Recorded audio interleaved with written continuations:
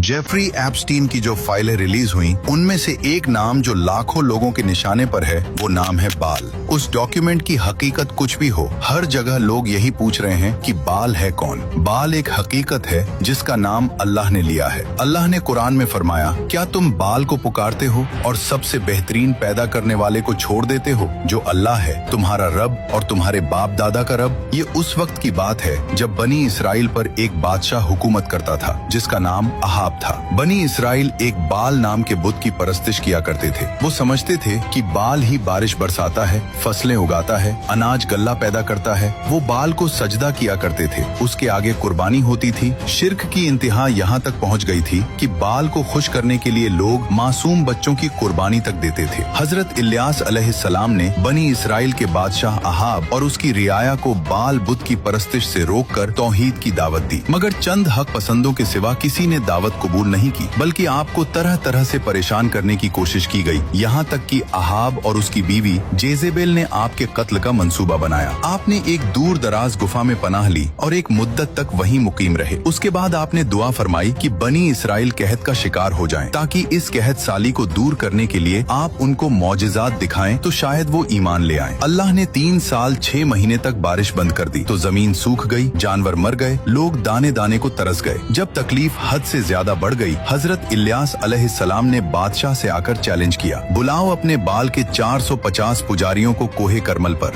तुम्हारे झूठे खुदा बाल के नाम पर कुर्बानी दो और मैं अपने अल्लाह के नाम पर कुर्बानी दूंगा। हाथ से आग नहीं लगाई जाएगी, जिसका खुदा आसमान से आग भेजेगा वही सच्चा खुदा होगा। सारे लोग इस पर राजी हो गए। सब कोहे करमल पर जमा हो गए। एक तरफ हजरत इलियास अलैहिस्सलाम और दूसरी तरफ 450 बाल के पुजारी। 2 बैल लाए गए। पहले पुजारियों की बारी आई। उन्होंने एक बैल को काटा, उसके टुकड़े किए और लकड़ियों पर रखा। सुबह से दोपहर तक वो नाचते रहे, चिल्लाते रहे, ए बाल जवाब दे, जवाब दे। कुछ नहीं हुआ। सूरज तपता रहा, गोश्त सड़ने लगा। फिर वो अपने जिस्म को छुरियों से काटने लगे, खून बहने लगा, लेकिन आसमान से एक चिंगारी भी नहीं आई। बाल पूरी तरह से मुर्दा था। हजरत इलियास अलैहिस्सलाम की बारी आई। आपने ऐसा किया जो नामुमकिन था। 12 पत्थरों को जोड़कर एक कुर्बानगाह बनाई। कुर्बानगाह के चारों तरफ खंदक खोदी, लकड़ियां जमाई, बैल को ज़िबह किया और लकड़ियों पर रखा। फिर 12 बर्तन पानी लकड़ियों और गोश्त पर ऐसे डलवाए कि सब गीला हो गया, यहाँ तक कि खंदक पानी से भर गई। फिर वो अकेले खड़े हुए और अल्लाह से दुआ की और उसी वक्त आसमान से आग आई। उसने सिर्फ गोश्त नहीं जलाया बल्कि सब कुछ जला के राख कर दिया। इस मौजिजे को देखकर बहुत लोग सजदे में गिर गए। उसके बाद हजरत इलियास अलैहिस्सलाम ने अल्लाह से दुआ की। थोड़ी ही देर में काले बादल छा गए और जोरदार बारिश हुई। हमारे ऐसे अजीम उश्शान रब की कुदरत को देखकर अभी तक आपने कमेंट और शेयर भी नहीं किया।